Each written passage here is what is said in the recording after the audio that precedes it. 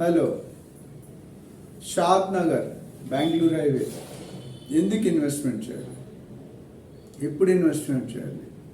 Highway పక్కన చేయాలా, లోన్కి చేయాలా? పక్కన చేసి హైవే పక్కన చేస్తే ఎన్ని రోజులు పడుతుంది అప్రిషియేషన్? లోన్కి వెళ్తే ఎంత ఉంటుంది? అక్కడ రేట్ ఎంత ఉంది, ఇక్కడ రేట్ ఎంత ఉంది, ఇక్కడ డెవలప్మెంట్స్ ఏమున్నాయి, అక్కడ డెవలప్మెంట్స్ ఏమున్నాయి అనే విధంగా చూసుకుంటే కనుక రియల్ ఎస్టేట్లో పెట్టుబడి ఎక్కడ పెట్టినా బాగుంటుంది. ఇప్పుడు ఈరోజు one of the topic burning area ఏంటంటే షాద్ నగర్. ఎందుకంటే అది గ్రామ పంచాయతీ నుండి మున్సిపాలిటీ లెవెల్కి వెళ్ళింది. దాని చుట్టూ ఏమేమి ఇండస్ట్రీస్ వస్తున్నాయి, స్పెషల్ ఎకనామిక్ జోన్స్ ఏమొస్తున్నాయి, ఎయిర్పోర్ట్ ఎంత దూరం, ఓఆర్ఆర్ ఎంత దూరం, RRR ఎంత దూరం, అక్కడ మిగతా డెవలప్మెంట్ ఛాన్సెస్ ఏమున్నాయి, అన్నిటికి కూడా మీకు సొల్యూషన్ కావాలంటే షాద్ నగర్లో ఇన్వెస్ట్ చేయండి. బెటర్ రిటర్న్స్ వస్తాయి. దీని మీద ఇంకా మోర్ క్లారిటీ, ప్రాజెక్ట్ గురించి ఇన్ఫర్మేషన్ కావాలి, రేట్స్ గురించి కావాలనుకుంటే నన్ను సంప్రదించండి. Thank you very much.